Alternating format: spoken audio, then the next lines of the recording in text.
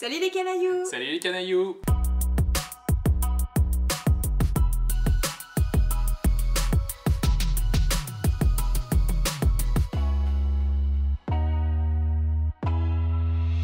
Alors ce soir on se retrouve pour une réaction en série. On vous parle aujourd'hui de The Good Place, 4 saisons que nous avons vues sur Netflix, 4 saisons de 12 ou 13 épisodes selon les saisons, mais avec des épisodes courts, je crois. 22 minutes par épisode, sauf le dernier, qui dure une cinquantaine de minutes. Le créateur de la série, Michael Schur, qu'on connaît aussi pour Brooklyn Nine-Nine. Moi j'aime pas du tout, mais Manuel il aime bien. Non, c'est deux humours complètement différents, on est sur deux univers différents. On a découvert la saison 1 sur Netflix directement, on a tout regardé en très peu de temps. Et ensuite, on était vraiment en attente de chaque épisode qui sortait toutes les semaines avec un rythme... Voilà, parce que justement, par rapport aux autres séries Netflix, celle-ci, elle fait partie des séries où il y a un épisode qui sort par semaine. Et donc, où là, tu attends comme au bon vieux temps. Et un épisode de 20 minutes par semaine, c'est pas court. Beaucoup. Tu te retrouves dans la même situation que quand tu regardais Friends.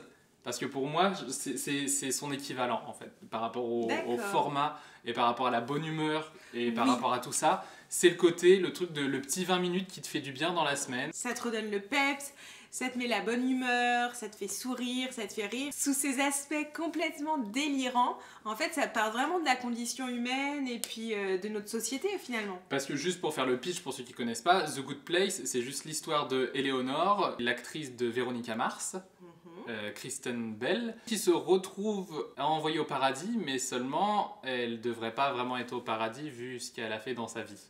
Et voilà, il va s'en suivre un dilemme, elle va rencontrer des gens. Et on ne peut rien vous dire, parce que c'est ça qui est beau dans cette série, c'est qu'on s'attend jamais à ce qui va arriver.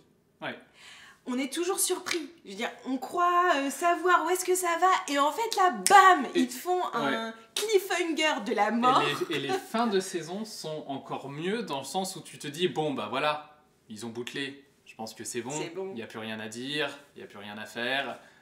Et ils reviennent la saison d'après et ils te retrouvent un autre truc et c'est parfois c'est tiré par les cheveux, mais en même temps ça va tellement bien avec l'univers parce que vu que c'est au paradis, bah du coup tout est possible, tout est imaginable, donc des fois il y a des effets spéciaux, il y a des vortex, des machins, et puis des fois au contraire c'est très axé social. Mais c'est ça qui est bien aussi, c'est que on a des personnages qui sous certains aspects peuvent paraître carrément caricaturaux, mais en fait ils sont vachement humains. Et on découvre au fur et à mesure, on s'attache à eux et on découvre que finalement c'est des gens comme nous quoi.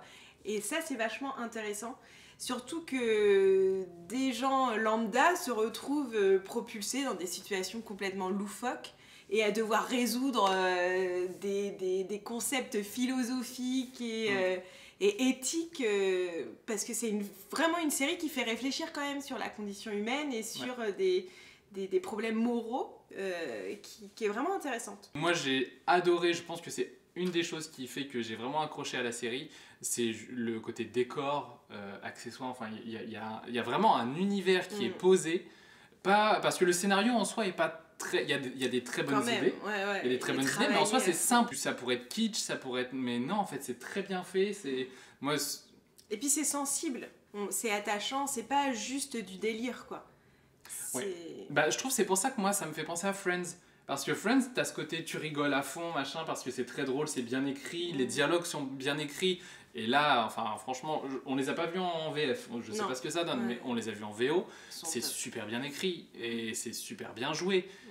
Et du coup, t'as ce côté tu rigoles, et en fait tu réussis à rire même pendant les scènes tristes, mais elles te touchent quand même en fait. Et voilà, c'est ça que pour moi, Friends, c'était ça. C'est-à-dire qu'il y a des moments où Chandler, il balance une vanne, tu rigoles, et 2 secondes après, en fait, t'es touché par la scène. On a 6 acteurs vraiment géniaux, super, avec des personnages qui sont super bien écrits, mais des acteurs qui les interprètent de manière brillantissime, ils les incarnent quoi. Kristen Bell, qui joue le personnage principal un peu de Eleanor. On a Ted Danson. L'architecte du coup du paradis. Vraiment excellent dans son délire. Enfin, on peut pas trop vous en dire parce qu'on veut pas vous spoiler. Avec une belle évolution du personnage au fur et à mesure. On a Jamila Jamil, moi je l'adore, elle est super. Tani. Alors elle au début, on la déteste. Elle se la pète tellement, t'as juste envie de la claquer, et puis en fait, elle est touchante quand même. Et puis c'est une icône quoi. Faut la suivre sur Instagram. C'est ce que j'allais dire. William Jackson Harper, qui joue le rôle de Chidi Alakangogné, qui est un peu le puits de science de l'équipe parce que c'est le philosophe. Mais seulement un philosophe qui se retrouve au paradis, il a un paquet de trucs à dire quoi. Donc, ouais, puis j'adore parce qu'en fait c'est un peu Manuel quoi. Il sait pas prendre de décision. Ouais. Et ça c'est trop beau quoi. N'importe quoi. On a aussi Manny Jacinto. Jason, on l'adore Jason. C'est le Joey de la bande quoi. Il est beau, il est sexy, au début il se fait passer pour un moine bouddhiste, il parle pas parce qu'en fait il a trop peur de paraître trop débile quoi. Et c'est trop beau et il est touchant et en fait au fur et à mesure tu te rends compte qu'il dit des trucs percutants et qui sont forts pour les autres et il est... Bah c'est ça qui est fort, c'est qu'en fait vu que la plupart du temps, 90% du temps il dit des bêtises, bah 10% quand il dit des trucs t'as l'impression que c'est... Mais en même temps, c'est super fort. Donc, non, il est chouette. Et mon personnage préféré de la série, Darcy Carden, qui joue Janet. Janet qui est l'intelligence artificielle du paradis. C'est le Siri du paradis. C'est ça. Tu lui dis, Janet, donne-moi une mandarine, et elle te donne une mandarine. C'est classe. Une bande son aussi qui se remarque pas forcément, mais avec des notes qui font partie de la bonne ambiance, je trouve. Moi, ça me fait penser en fait à la BO des Sims. Mais t'es un peu dans les Sims, tu vois. Parce qu'avec l'architecte qui construit le paradis, vraiment, une série qu'on vous conseille. The Good Place, c'est le rayon de soleil, la petite pilule bonne humeur qu'il faut avoir au quotidien. Surtout quand en ce moment il fait pas beau, bah vous regardez The Good Place. Au quotidien, là oui, là il y a une 50aine d'épisodes en fait pour se faire toute la série. Regardez cette série, dites-nous ce que vous en avez pensé. Peut-être que vous la regardez déjà parce que vous avez très bon goût et vous savez que... Ou vous avez regardé notre autre critique et vous avez dit tiens faut que je la regarde et du coup ça vous a plu et voilà. En tout cas si vous avez commencé, continuez, franchement ça vaut le coup jusqu'à la saison 4, il n'y a pas de perte de vitesse, il n'y a pas et il y a une fin. Oui. Il y a une fin. C'est ça qui est agréable. 4 saisons, c'est bien, ça s'épuise pas dans la durée. Franchement, c'est du beau travail. Avec une fin magnifique. On est tellement parti dans la série qu'ils trouvent toujours des rebondissements, on se demande comment ils vont faire pour clôturer quoi. C'est ça, parce qu'ils compliquent forcément un peu le scénario à chaque fois et ben ils y arrivent. Ouais. Le dernier épisode en effet fait 55 minutes au lieu de 20. C'est pour ça que j'étais étonné quand tu as dit au début, c'est que j'avais pas remarqué que ça faisait 54 minutes quoi. Donc là tu vas manger ta clémentine maintenant ? Ouais, non, ça se fait pas. Si, vas-y. On va peut-être parler d'une petite note. Alors, ma note technique, je lui mets 10. Okay. Ma note de cœur, je lui mets 10. Ok, c'est bouclé vite. Autant dire, c'est une série parfaite. Moi, en note technique, je vais lui mettre 10, je pense.